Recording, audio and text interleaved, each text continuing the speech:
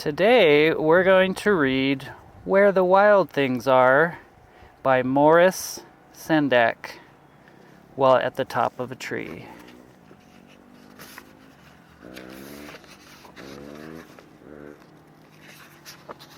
Where the Wild Things Are.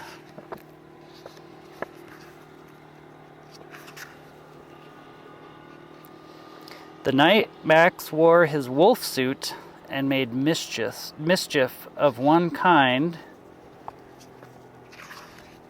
and another.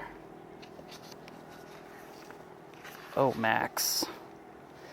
His mother called him Wild Thing, and Max said, "I'll eat you up."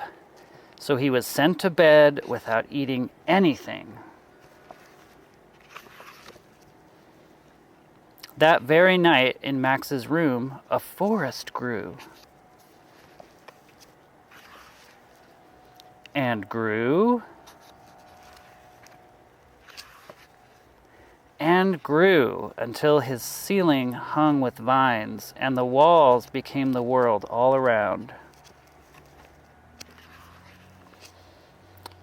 And an ocean tumbled by with a private boat for Max, and he sailed off through night and day. And in and out of weeks, and almost over a year, to where the wild things are.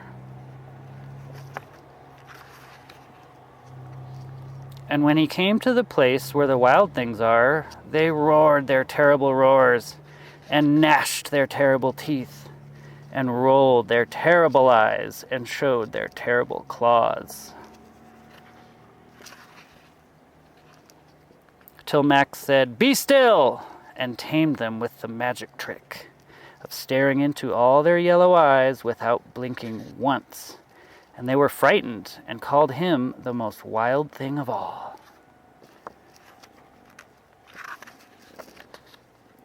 And made him king of all the wild things. "And now," cried Max, "let the wild rumpus start."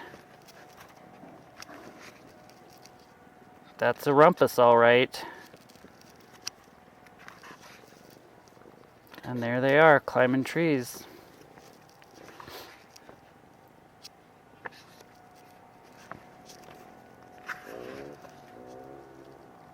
"Now stop," Max said, and sent the wild things off to bed without their supper.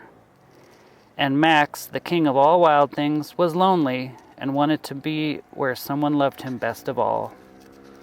Then all around, from far away across the world, he smelled good things to eat. So he gave up being king of where the wild things are. But the wild things cried, "Oh no, please don't go. We'll eat you up. We love you so." And Max said, "No." The wild things roared their terrible roars, and gnashed their terrible teeth, and rolled their terrible eyes, and showed their terrible claws. But Max stepped into his private boat, and waved goodbye, and sailed back over a year, and in and out of weeks, and through a day. And into the night of his very own room, where he found his supper waiting for him.